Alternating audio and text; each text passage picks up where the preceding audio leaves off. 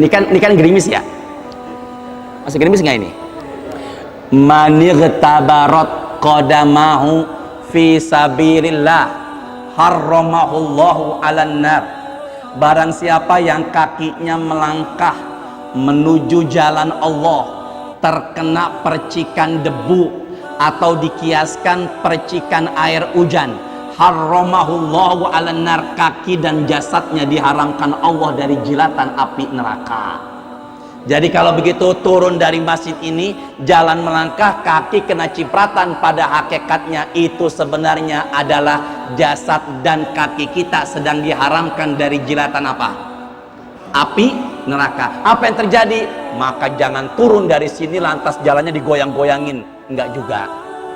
Tapi Pak, hujan insya Allah jadi apa? Berkah. Terus apa yang mana tadi itu? Jin artinya apa tadi? Enggak terlihat ya, bener ya.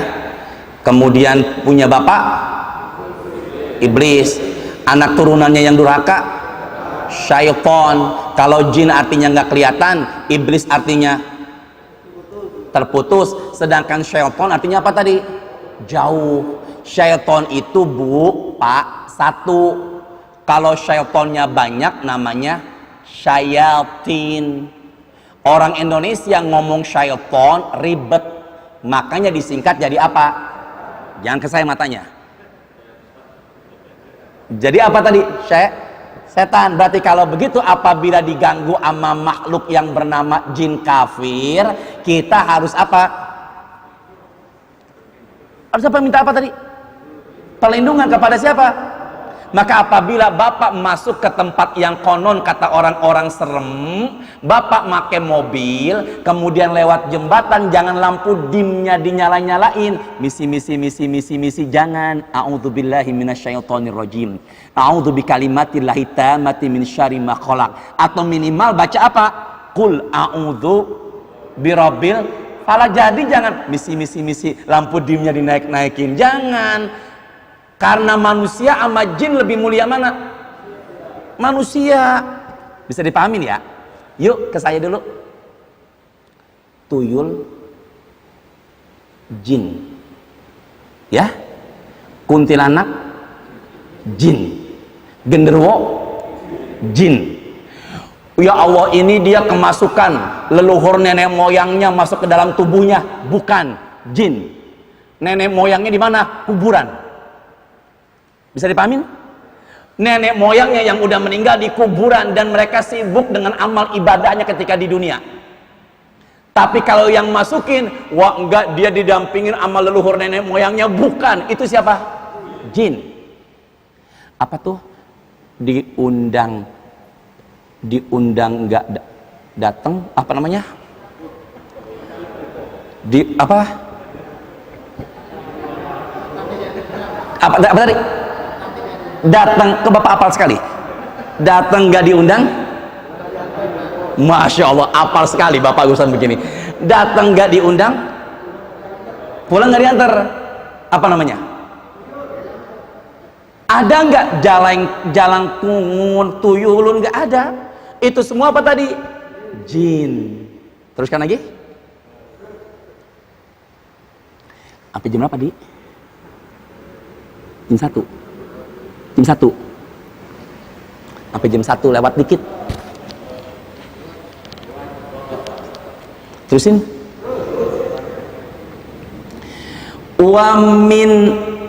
Bareng-bareng. Wa min syarri ghasikin idza waqab. Gimana?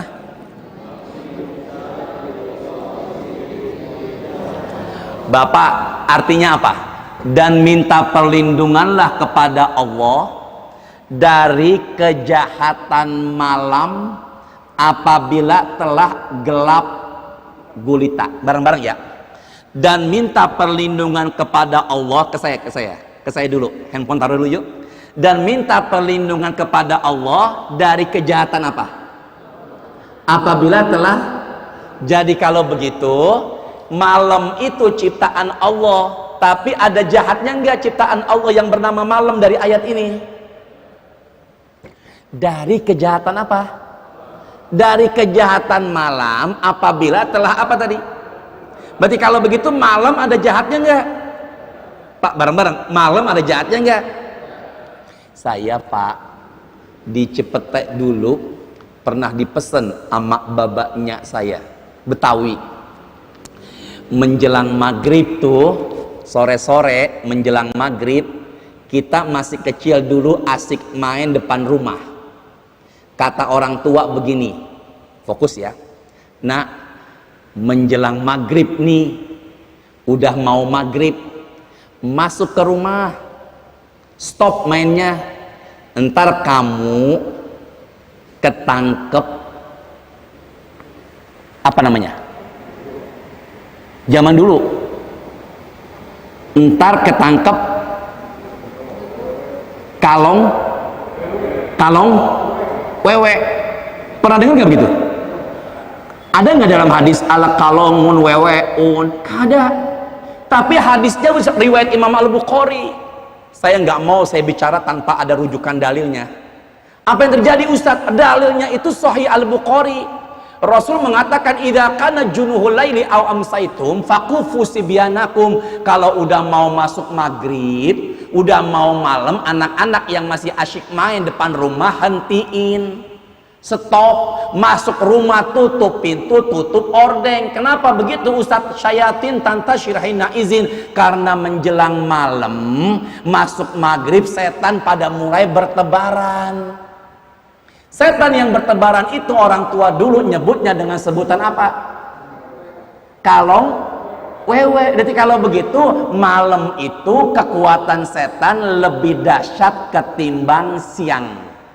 Saya ulangin, malam itu kekuatan jin lebih kuat ketimbang apa? Siang. Maka mulai saat ini minta perlindungan kepada Allah dari gangguan makhluknya apabila sudah masuk apa tadi? Malam. Jelas ya? Nah, tutup Quran. Saya bawa buku. Apa namanya? Iya, buku emang. Sahih Fadilah A'mal. Sini ya. Saya buka. Ini ada hubungannya dengan malam. Saya buka hadis riwayat Imam Muslim di nomor hadis 251. Fokus Pak, Bu, barangkali ingin mencatat silakan. Ala adullukum ala ma yamhullahu bil qataya wa yarfa'u bihi darajat. Fokus ya. Aku akan tunjukkan kepada kalian amalan-amalan penghapus dosa-dosa dan pengangkat derajat-derajat. Sama-sama. Aku akan nunjukkan kepada kalian amalan penghapus dosanya, bukan satu, banyak. Amalan penghapus dosa-dosa dan pengangkat derajat-derajat. Maka derajatnya di dunia diangkat. Barangkali Pak, di tengah pandemi begini usaha pada mati, pada tidak berkembang, barangkali mengamalkan ini bisa menambah usaha naik juga. Dan terlebih lagi derajat kita di dunia Allah muliain, lebih-lebih lagi derajat di sorga paling tinggi bersama Rasulullah. Maka barang siapa yang mengamalkan ini, dosa-dosa diampuni, derajat-derajat diangkat. Apa amalannya Ustadz? Ada 3 di hadis ini. Angkat suaranya yuk, ikuti saya bareng-bareng. Qala Rasulullah. Sama-sama yuk. Bareng ya. Isbaghul wudu'i alal makarihi. Amalan penghapus apa? Dosa-dosa, pengangkat derajat-derajat. Yang pertama, menyempurnakan wudhu di saat tidak nyaman. Berarti coba fokus deh, pelan-pelan. Fokus pelan-pelan. amalan penghapus dosa-dosa dan pengangkat derajat-derajat, masih mau menyempurnakan di saat kitanya. Saya tanya, wudhu kalau enggak bersihkan mulut dan hidung batal apa sah? Wudhu enggak berkumur-kumur, wudhunya tetap sah apa tidak? Sah, tapi dia masih mengerjakan sunnah wudhu, masih mau menyempurnakan wudhu, padahal dirinya ketika berwudhu tidak apa? Ada nggak yang bisa ngasih contoh wudhu di saat nggak nyaman? Masya Allah, apa tadi? Dingin. Di saat bapak ke puncak, di saat ibu ke puncak, saat itu kondisinya sangat dingin sekali. Di saat dingin kita masih mau menyempurnakan wudhu, tanpa kita sadari dosa-dosa kita berguguran, derajat-derajat kita Allah angkat. Jelas ini? Jelas ya? Ruangan AC, tidur ruangannya AC, jam 2:30 malam bangun, mau buka keran, keluarlah air dari keran, kita mau berwudu, terasa apa? Dingin. Atau barangkali kita naik kereta, kita tahu ini keretanya bersih, toiletnya juga bagus, airnya juga lancar, kita berwudu di tengah-tengah kereta jalan, terasa apa?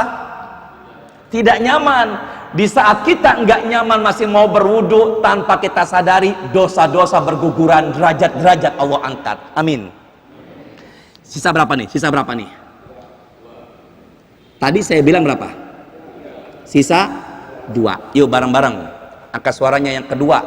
Amalan penghapus dosa-dosa, pengangkat derajat-derajat. Angkat suara ya. Wakas rotul khuto. Bareng-bareng. Wakaf rotul khuto ilal masajidi, kakinya sering melangkah menuju masjid atau musolah. Ustadz, ya saya mah berjamaah aja Ustadz di rumah, kan di pojokan rumah saya bikin musolah. Yang namanya musolah dan masjid yang terhitung pahalanya dahsyat adalah di mana tempat itu 5 waktu dikumandangkan azan dan orang-orang berkerumunan mendatangi tempat itu. Gimana? 5 waktu diapain? 5 waktu dikumandangkan azan dan orang-orang apa? Orang-orang apa? Datang. Sekarang musola bapak dan ibu yang ada di pojokan rumah dikumandangkan azan 5 waktu enggak? Kemudian yang kedua, orang-orang tetangga pada datang ke situ apa enggak? Bisa dipahami enggak nih? Berarti kalau begitu, kita barusan dari rumah ke sini, saya tadi habis pengajian Zoom jam 10:30, langsung berangkat ke sini. Maka dari rumah ke sini, Bang Adi, alhamdulillah saya pikir di Al-Hakim Menteng. Kata beliau, bukan Ustadz di Masjid Raya Bintaro. Masya Allah, alhamdulillah. Dari Cepete ke sini, maka tanpa kita sadari dosa-dosa diampuni, derajat-derajat. Karena kalimatnya khuto, langkah, maka yang paling utama menuju masjid atau musola paling utama adalah jalan kaki, Pak. Dari Cepete jalan kaki, kira-kira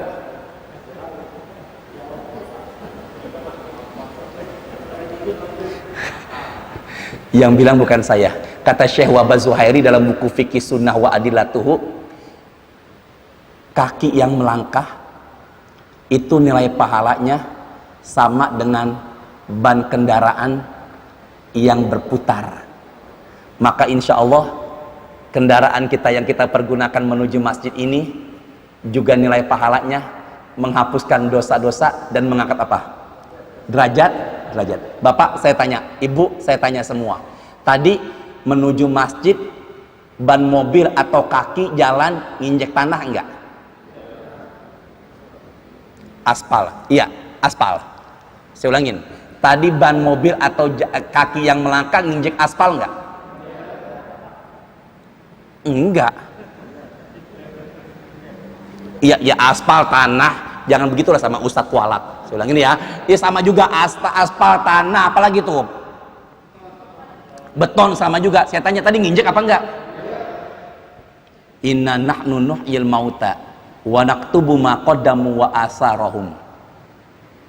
Maka bekas bumi yang udah kita injek menuju tempat kebaikan, asarahum, itu bumi akan jadi saksi di hari kiamat.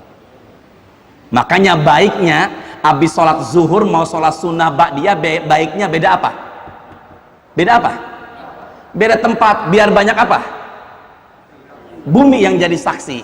Maka pulang dari sini baiknya biar beda saksinya, pulangnya apa? Putar. Maka Bapak duduk di lantai Masjid Raya Bintaro ini lantai insya Allah akan jadi saksi, amin. Maka yang pengajian saya siang ini duduknya sambil nyender di tembok, 2 saksinya, lantai sama tembok. Nyender Pak, tapi hati-hati, di Cililitan ada orang mengaji pengajian nyender di tembok, mati. Semoga bukan di sini. Yuk, pertama apa tadi? Nyempurnakan apa? Sampai jam 1 ya. Nyempurnakan wudhu di saat tidak apa? Nyaman. Yang kedua, Pak jangan lupa Ibu, yang kedua apa tadi? Kakinya sering kemana? Atau yang ketiga, yuk bareng-bareng. Ini ada hubungannya dengan malam. Bareng-bareng ya. Wantizorus solati, bukan tinjor. Bareng. Wantizorus solati ba'das solati. Bareng-bareng ya, ikuti saya ya. Nunggu sholat setelah sholat. Benar? Saya ulangin ya. Nunggu setelah, bukan nungguin asar setelah zuhur lama. Apalagi nungguin zuhur setelah subuh lama. Maksudnya nunggu sholat setelah sholat adalah nunggu sholat bareng-bareng. Nunggu sholat isya setelah sholat maghrib. Bareng-bareng ya. Nunggu sholat setelah sholat. Sekarang saya tanya, nunggu sholat isya dan nunggu sholat isya setelah sholat maghrib, saya tanya, udah masuk malam belum? Enggak, udah belum? Sepertiga yang keberapa? Tahu dari mana? Alhamdulillah ya Allah. Makanya sebelum saya jelaskan judulnya dulu, biar nyambung semuanya. Jadi kalau begitu nanti habis maghrib nggak pulang. Di mana? Terserah mau di sini kek, di masjid Bapak kek. Makanya ada masjid yang pengajiannya selesai maghrib. Benar apa enggak? Makanya banyak sekali masjid habis maghrib buka pengajian sambil menunggu isya. Maka ibu, bapak, saya, kita semuanya nanti habis maghrib nggak pulang sampai menanti azan isya, lalu isya berjamaah di masjid itu, tanpa kita sadari dosa-dosa berguguran, derajat-derajat Allah angkat. Mau ngerjain nggak? Tapi nggak main handphone. Ada nggak yang nungguin isya di teras masjid sambil ngopi ngerokok? Ada nggak begitu tuh? Di daerah mana? Nggak boleh begitu dong, kualat. Hati-hati, nungguin isya maghrib WA-an, lihat Facebookan, boleh buka handphone, baca Quran. Makanya masalahnya apa nungguin isya setelah maghrib? Satu, digoda handphone. Kedua, digoda ngantuk. Ketiga, digoda perut. Kok tahu? Ustadz pengalaman. Makanya nanti sore menjelang azan maghrib biasanya diganjel perut, pakai teh, gorengan dan sebagainya. Apa tujuannya Ustadz? Nanti fokus, tidak main handphone, tidak mengantuk.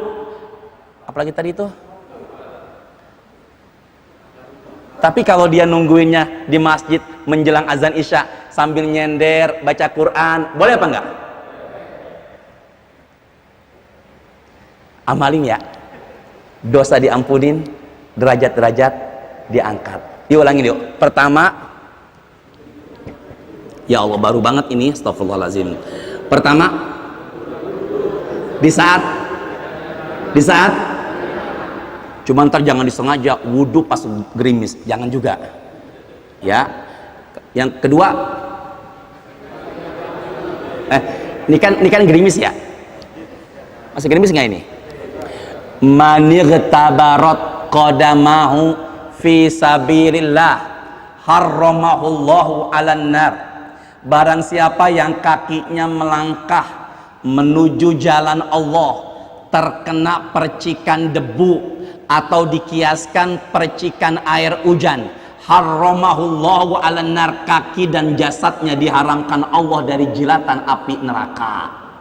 Jadi kalau begitu turun dari masjid ini, jalan melangkah, kaki kena cipratan, pada hakikatnya itu sebenarnya adalah jasad dan kaki kita sedang diharamkan dari jilatan apa? Api neraka. Apa yang terjadi? Maka jangan turun dari sini lantas jalannya digoyang-goyangin, enggak juga. Tapi Pak, hujan insya Allah jadi apa? Berkah. Mau nggak entar malam enggak pulang sampai isya? Mau apa enggak? Nah, kebanyakan yang ke masjid orang yang sudah tua apa yang masih muda?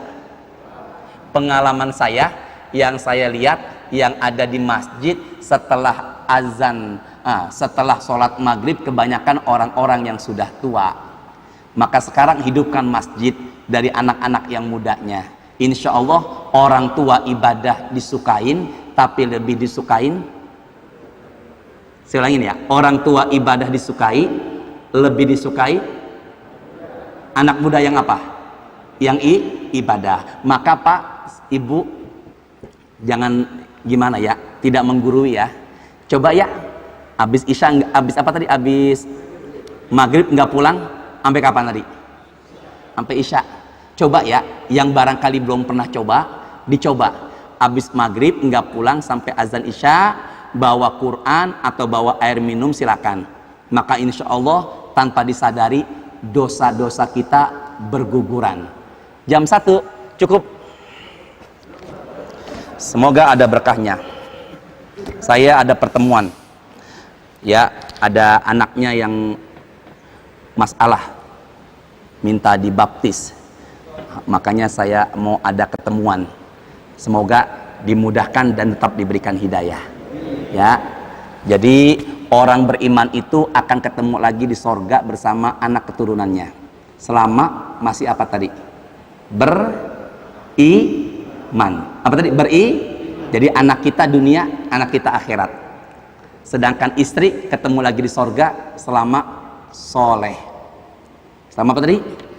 Jaga keluarga, jaga anak istri, insya Allah barokah dunia dan akhirat. Ada yang tanya? Silakan. Ya. Waalaikumsalam warahmatullah.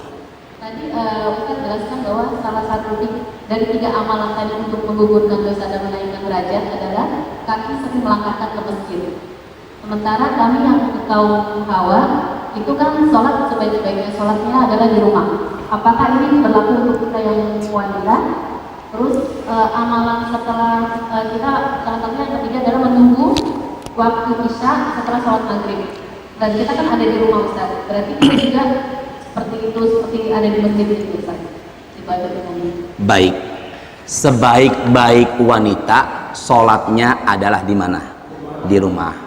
Tapi dalam hadis dikatakan la tamna'uhunna idzasta'zanahunna, suami janganlah melarang para istri ke masjid apabila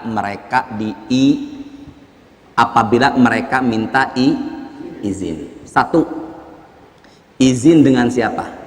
Suami. 1, belum dibahas ya, langsung yang kedua dulu nih. Rasul mengatakan ayyum mamra'atin asabat bakhuran fala tashhad ma'ana al-isya al-akhirah. Siapapun perempuan yang make bukhur, wangi-wangian, janganlah sholat isya terakhir dengan kami. Berarti hindari parfum karena bisa menimbulkan fitnah. Ketiga, perempuan ke masjid dikhawatirkan banyak menimbulkan fitnah karena terbuka aurat, maka lebih baik dia berada di rumah. Maka apabila perempuan sudah izin dengan suaminya, lebih-lebih dia pengen berangkatnya sama suaminya, dan tambah lagi suaminya mengajaknya untuk berangkat ke masjid dengan harapan bisa sholat berjamaah, mendengarkan kajian-kajian, mendengarkan suara imam bacaannya yang sangat bagus, dan menambah silaturahim dengan tetangga rumah atau komplek, maka yang pertama berangkatlah sama suami, asalkan sama-sama diizinkan. Problemnya suaminya maunya sholatnya di rumah, istrinya maunya sholatnya di masjid. Jadilah suami istri yang beda. Si istri jadi yang soleh dan suami jadi yang... Kedua, pakailah ke masjid parfum tapi tidak menimbulkan fitnah. Dan yang ketiga, karena si perempuan ini ada di tempat umum yaitu masjid, yang dikhawatirkan auratnya terbuka bisa menimbulkan fitnah atau dosa bagi kaum Adam, maka perempuan ke masjid boleh asalkan dia berhijab. Adapun apabila suami tidak mengizinkan dan ada kewajiban di rumah tangga yang doruri atau darurat, dan apabila istri meninggalkan rumah, kebutuhan rumah tangga jadi terbengkalai, maka baiknya si istri di mana? Di rumah. Maka dalam hal ini saya jawab sesuai dengan kondisi dan izinnya dari siapa? Suami. Bisa dipahamin ya? Bisa dipahamin? Yang kedua, si perempuan itu sholatnya maghribnya di rumah, lalu dia menanti azan isyaknya tidak di masjid tapi di mana? Di rumah. Sama halnya ketika kasus pandemi. Saya ulangin. Sama halnya ketika kasus apa tadi? Pandemi. Maka ketika corona COVID-19 ini, ada orang yang ke masjidnya haram. Saya ulangin ya. Di tengah corona begini, ada orang yang ke masjid malah justru apa? Siapa? Nggak bareng-bareng. Siapa? Dia yang kena corona tapi tidak terkena gejala apapun. Khawatir kalau dia ke masjid justru apa? Menular.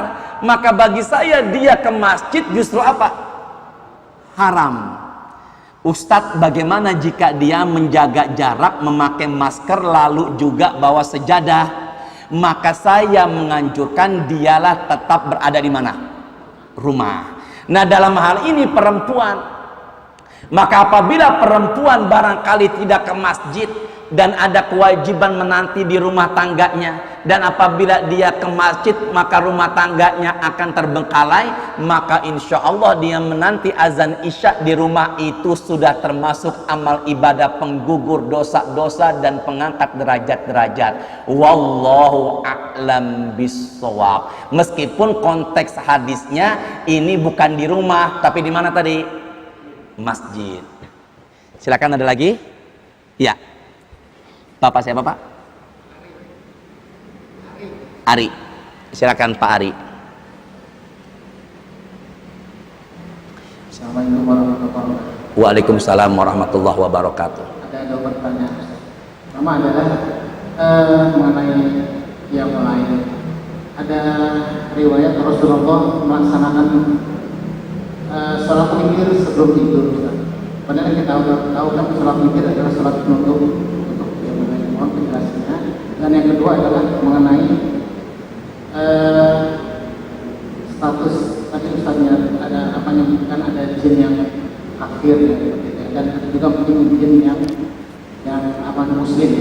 Nah itu apakah jin dari awalnya itu memang Allah sudah menciptakan jin yang muslim dan kafir, atau memang awalnya adalah yang apa tadi Azazil tadi yang itu adalah jin yang muslim awalnya? Yuk. Wa ma khalaqtul jinna wal insa illa liya'budun. Dan tidaklah diciptakan jin dan siapa? Manusia. Duluan mana kalimatnya? Jin. Berarti lebih dulu mana? Nabi Adam apa iblis? Iblis. Dan tidaklah diciptakan manusia dan jin semata-mata hanyalah untuk ibadah. Berarti saya tanya, jin mukallaf enggak? Jin kena beban tanggung jawab enggak? Kena enggak? Saya tanya lagi, kalau begitu jin ada yang masuk neraka enggak? Banyak. Jin masuk surga enggak? Jin masuk surga enggak? Karena diciptakannya jin semata-mata hanyalah untuk apa tadi? Ibadah. Nah, pertanyaannya adalah kenapa kok muncul jin kafir? Sebagaimana manusia ada yang ibadah, juga ada yang tidak ibadah. Maka manusia sebagaimana manusia diberikan nafsu, maka jin pun diberikan apa? Nafsu. Nafsu itu ada yang mengarah kejahatan, namanya ammaroh, disebut amarah. Ada nafsu yang mengajak kebaikan, namanya mutmainnah. Karena sifat naluri jin sama dengan manusia, ada nafsu, maka disitulah jin ada yang jahat dan ada yang apa? Baik. Jin yang jahat ini bukan hanya buat jahat dirinya aja, tapi juga yang bahaya itu bukan hanya jahat dirinya, tapi mengajak manusia untuk bersamanya dalam kejahatan. Makanya di YouTube ada seorang ustadz yang luar biasa. Dia mengusir jin, yang menyuruh jin itu menyuruh biar orang-orang bawa sesembahan untuk pohon. Berarti kalau begitu itu tipu daya siapa tadi? Jin. Maka jawabannya, kenapa ada yang kafir? Karena mereka itu dianugerahkan Allah sifat memiliki hawa apa tadi? Nafsu. Maka sama kedudukannya dengan manusia. Tapi manusia lebih mulia mana? Manusia apa jin? Walaqad karramna bani Adam. Maka dari 6 yang saya sebutkan tadi, yang paling mulia adalah siapa? Manusia. Ustadz, boleh nggak sholat sunnah witir itu di akhir? Atau boleh nggak sholat sunnah witir itu di penghujung? Ada sahabat yang tidak mampu, khawatir tidak bisa bangun malam, akhirnya beliau witirnya di awal. Ada sahabat yang mampu bangun malam, akhirnya dia witirnya di akhir. Rasul mengatakan, ij'alu akhiras sholatakum bil laili witir. Jadikanlah akhir sholatmu di malam hari adalah witir. Maka apabila bapak sudah sholat isya, lalu baca Quran, mau tidur sholat sunnah witir, sementara hadisnya mengatakan jadikanlah akhir sholat malam witir. Tapi bangun malam tahajud lagi boleh apa enggak? Boleh. Tutup lagi enggak dengan witir? Tidak, karena tidak ada 2 witir dalam satu malam. Ustadz, tadi kan kata Rasul jadikanlah akhir malamnya sholat witir. Iya, Rasul tidak mengatakan begini. Rasul tidak mengatakan begini. Ini yang bicara Syekh Ibnu Utsaimin. Kata Syekh Ibnu Utsaimin, Rasul tidak mengatakan begini, jangan sholat sunnah setelah witir. Gimana tadi? Rasul nggak bilang begitu. Yang Rasul bilang, jadikanlah penutup sholatmu di malam hari apa? Witir. Berarti kalau begitu, apabila Bapak Ari sudah sholat witir, dibangunkan Allah sepertiga malam terakhir, sholatlah tahajud. Masih boleh mengerjakan sholat sunnah meskipun sudah apa tadi? Witir. Yang tahu kebenarannya hanyalah Allah. Ustadz pamit.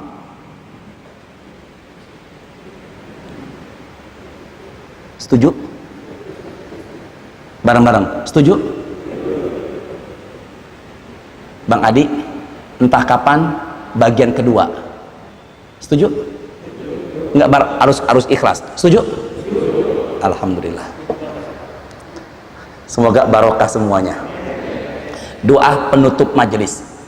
Subhanakallahumma wa bihamdika asyhadu alla ilaha illa anta astaghfiruka wa atubu ilaik. Nastaghfirullahal azim. Allahumma anfa'na bima 'allamtana wa 'alimna ma yanfa'una warzuqna uluman tanfa'una fid dunya wal akhirah. Allahumma a'inna ala dzikrika wa syukrika wa husni ibadatik. Wa sallallahu ala sayyidina Muhammadin wa ala ali sayyidina Muhammadin. Rabbana atina fid dunya hasanah wa fil akhirati hasanah wa qina adzabannar walhamdulillahi rabbil alamin. Saya tanya sebentar biar saya tenang. Apa tanda orang yang bertakwa dalam Quran surah Adz-Dzariyat di ayat 15 sampai 19? Bertakwa. Ya Allah, mudahkan jamaah ya Allah. Apakah ciri orang bertakwa dalam Quran surah Adz-Dzariyat di ayat 15 sampai 19? Yang pertama, berbuat. Yang kedua, tahajud. Yang kanan gak jawab. Yang kedua, tahajud. Yang ketiga, kapan istighfarnya? Di penghujung malam. Yang keempat, sekarang saya tanya terakhir, ya Allah semoga benar, jadi enak nih. Apa bahasa Qur'annya orang miskin yang minta dan enggak minta? Yang minta sa'il, yang enggak minta marhum. Apa tadi? Mahrum. Saya pamit ya.